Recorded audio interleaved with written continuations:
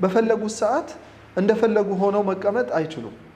ለማጥባት ሲሉ የሚቀመጡበት አቀማመጥ አለ። ብዙ ጊዜ ለእናቶች የሚመከረው የአቀማመጥ እንደ ባለሙያ ልንነገር የምንችለው በልምድ የሚመጣ ብዙ አይነት የማጥባት ልምዶች ይኖራሉ።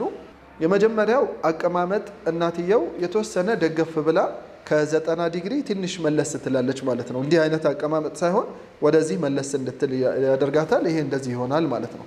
ህፃኑን ወደ ጡት በደንብ እንዲቀርብ አድርጎ የ45 ዲግሪ አይነት አቀማመጥ እንዲኖረው ይደረጋል ማለት ነው። እንዲህ አይነት ነው የሚሆነው ማለት ነው የሚቀመጠው አቀማመጥ። ከዛ በቀላሉ ጡት መያዝ እንዲችል ይደረጋል ማለት ነው። ይሄ የህፃኑ አቀማመጥ መሆን ያለበት ወይ የህፃኑ አቀማመጥ መሆን ያለበት ይሄንን ይመስላል። ሳክ በሚያረግ ሰዓት፣ ጡት በሚጠቡ ሰዓት ደግሞ ሙሉ ለሙሉ አፋቸው ጡት መያዝ ይኖርበታል። ክፍተት መኖር የለበትም። ይሄ ክፍተት አየር ሳክ እንዲያደርጉ ያግዛቸዋል።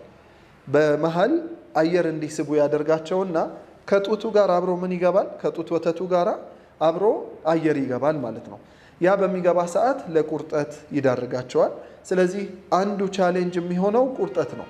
ስለዚህ ይሄንን ለመፍታት አቀማመጣቸውን ይሄንን አይነት አቀማመጥ ማድረግ፣ ጡት በደንብ እንዲጎርሱ ማድረግ፣ እያፈናቸውም ቢሆን ረጅም ሰዓት እንዲጠቡ ማድረግ፣ በመሃል ሳክ እያደረጉ እያነቀልን እያነሳን እየመለስን አይነት ሲሆን ልክ የቧንቧ ውሃ በጎማ ሲቀዳ ያለውን እናውቀዋለናል። በመሃል አየር ይገባል እና ያ አየር ሲወጣ ምን አይነት ነው የሚሆነው? ቷ እያለ እንደሚወጣው አይነት አንጀታቸውም ውስጥ የሚገባው ሳክ የሚያደርጉት የሚስቡት አየር ከወተቱ ጋር በመሆን ያንን አይነት መነፋት፣ የሆድ ምቾት ማጣትን ያመጣል።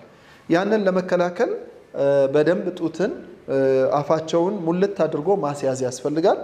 የሚጠባበትን ወይ የምጠባበትን ያህል ጊዜ በደንብ ካስጠባን በኋላ በጣም የሚጨንቀው አይነት ሰዓት ላይ አውጥተን ከዛ በኋላ ወደ ማስገሳቱ እንሄዳለን ማለት ነው።